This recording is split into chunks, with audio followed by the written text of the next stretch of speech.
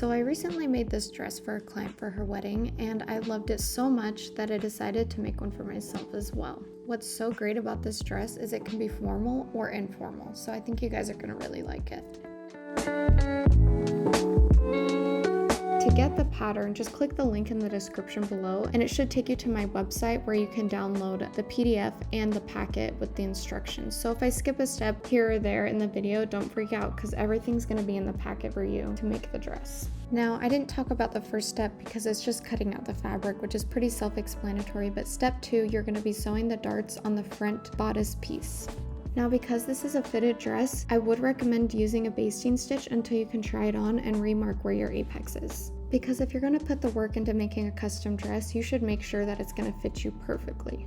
So for this reason, I actually did a 1-inch seam allowance for all of the seams, just so you can make any needed alterations. Anyways, moving on, for step 3, you're going to sew the side seams on the bodice. Then for step 4, you're going to sew the side back piece to the center back piece. But just make sure you don't sew down center back yet. We're going to keep that open so that when you first try it on, you can just pin it together and see how it fits you first. And of course, press all of these seams after you're done sewing them. For step 5, you're going to be sewing those shoulder straps together. For around the neckline and the back, I have a 1/4-inch seam allowance so that you can line the bodice. For the wedding dress, I lined the bodice with the same fabric, but for my dress, I wanted to make it reversible, so I used a different kind of fabric underneath. Now at this point, this would be a great time to try on the dress and make any of those needed alterations. It's super helpful to have someone help pin this on you because for some of those seams, you want them to be really snug against your body. Things to look out for when you're pinning anything on someone is to just look for where the fabric is kind of rippling or maybe pulling, and then unpick that seam and kind of play with the fabric until that issue is resolved. I know fitting things can be really scary at first, but all you're basically doing is just smoothing out the fabric onto the person's body.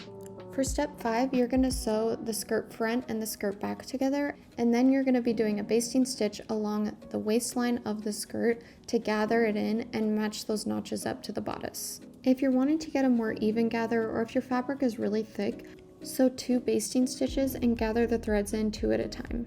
The difficulty level of this pattern is probably about a medium, but if you're even a beginner and you're wanting to challenge yourself and learn new things, it's definitely doable.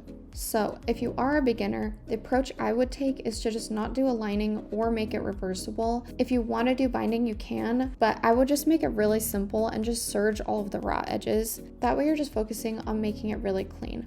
One of the details that I really loved about the wedding dress that I made is I did 7 layers of pleated tulle every single inch.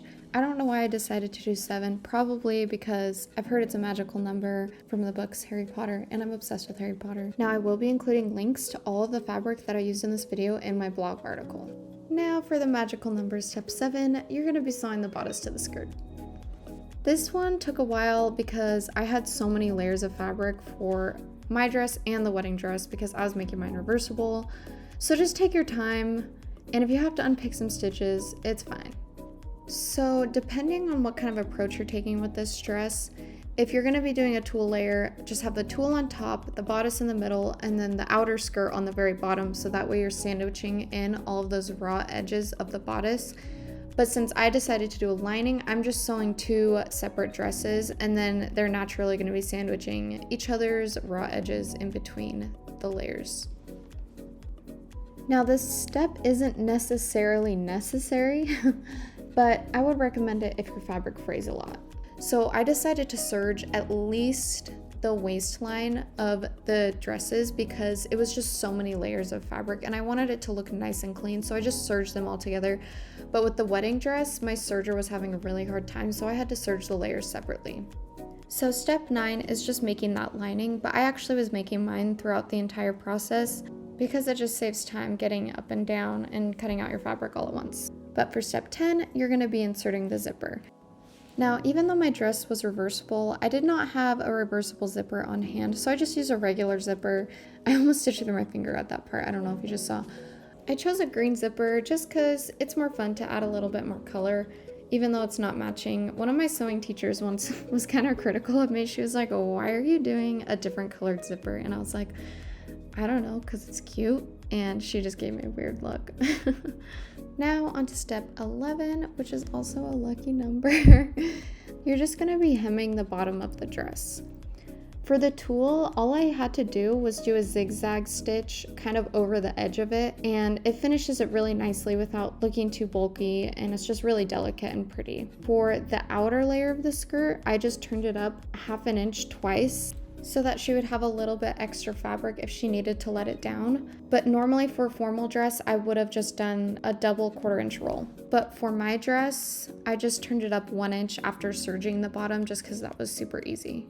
Now, when I was designing this wedding dress with my client, she wanted to do a really big poofy sleeve that was kind of like an armband. So it has elastic on the top and bottom, and what's super nice is you can just take it off depending on what kind of situation you're in during your wedding. All clothes, I guess you could just like take off, but these ones are really easy.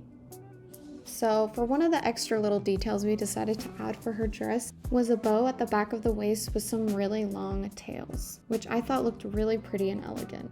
I did not include a pattern piece for the sash just because it would have taken up a million pieces of paper, and it's literally just a straight line. So I figured you guys could draft that one on your own.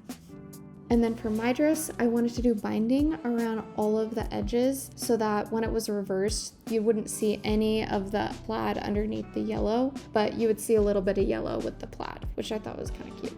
And finally, one of the last steps that I had to do for the wedding dress was to just hand stitch some of that tulle together in the back where the zipper ended. And of course, sew on my tag. But I didn't sew a tag on my dress because it was reversible, so that wouldn't have made any sense. I still haven't gotten pictures back from her wedding yet, I'm sure for various reasons, but here's the final turnout of my dress. I ended up leaving the lining a little bit longer than the top layer so that I was kind of a peekaboo at the bottom. I hope you guys liked it. Thanks for watching.